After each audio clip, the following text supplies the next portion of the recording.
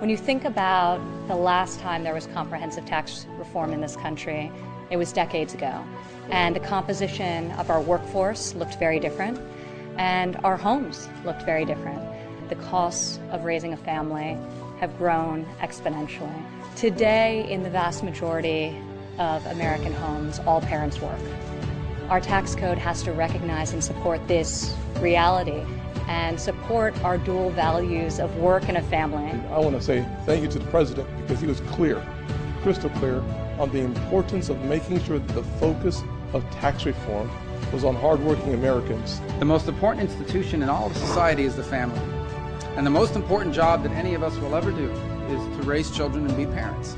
I don't care what title you have or what organization you run, the most influential and important job you will ever have is the raising of your children. This must be targeted to the middle-income American. This tax reform and tax cut bill must make a difference in their lives. I look forward to getting this across the finish line to make a big difference for so many of those working families out there today.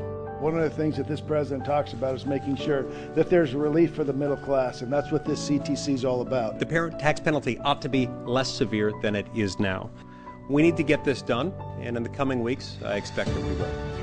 It is a priority of this administration, and it is a legislative priority to ensure that American families can thrive and that we deliver real and meaningful tax relief to middle-income Americans.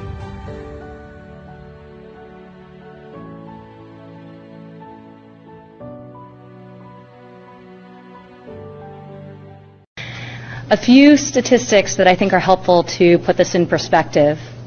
The typical American family spends 29% of after-tax income on child care costs.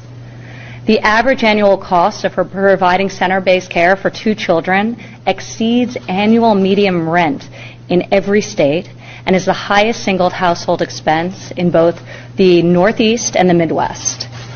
And the cost of full-time infant care outstrips the cost of in-state tuition in public 4-year universities in 2/3 of states and exceeds average food spending in every single state.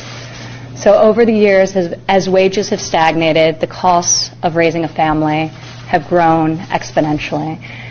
It is a priority of this administration, and it is a legislative priority to ensure that American families can thrive and that we deliver real and meaningful tax relief to middle-income Americans.